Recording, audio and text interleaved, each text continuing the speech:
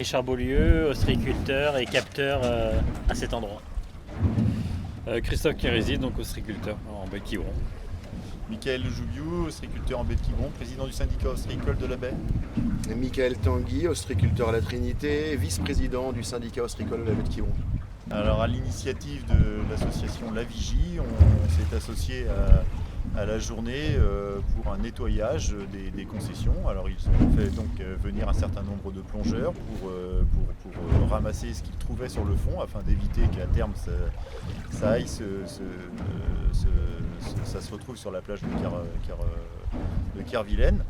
Et puis nous on est ici pour ramasser les déchets et les faire ensuite traiter par une société spécialisée.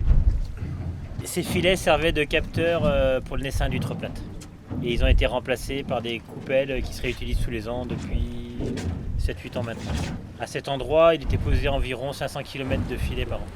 Nous, on a besoin d'un milieu qui soit propre le plus simple possible, et donc pour avoir aussi, on essaie au maximum de supprimer le plastique de notre.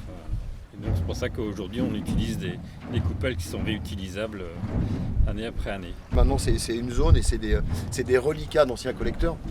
C'est plus des collecteurs avec lesquels les ostréiculteurs utilisent en baie de Quiberon.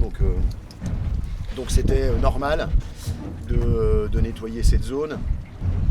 Et puis à l'époque où ça a été développé, ce type de collecteur, la sensibilité écologique était bien moins importante qu'elle n'est devenue depuis un certain nombre d'années.